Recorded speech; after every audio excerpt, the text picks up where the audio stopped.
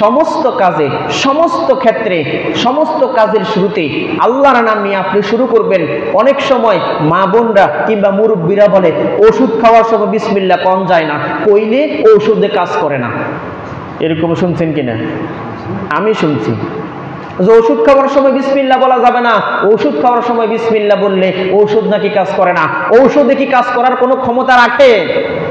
ঔষধ তো শুধুমাত্র সেবন করার পর পেটের মধ্যে গিয়ে আল্লাহকে জিজ্ঞাসা করে, আল্লাহ এই ব্যক্তি এই রোগের জন্য নিরাময়ের জন্য এই ওষুধটা আমাকে সেবন করেছে, আমি কি এর কাজ করব?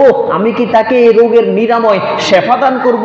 আল্লাহর অনুমতি পেলে তারপর ঔষধ আপনার শরীরে কাজ করবে, ঠিক কিনা? ওষুধের তো কোনো ক্ষমতা নাই। তাহলে যারা বলে যে মা বোনরা, যে মুরব্বীরা বলে যে ওষুধ খাওয়ার সময় বিসমিল্লাহ বলতে নেই, তা না হইলে ওষুধে কাজ করে না, এটা সম্পূর্ণ কুসংস্কার এবং ভুল আকীদা। আপনি সব সময়, সব কাজে, সকল ক্ষেত্রে কাজের শুরুতে কার নাম নিয়ে শুরু করবেন? আল্লাহর নাম নিয়ে শুরু করবেন।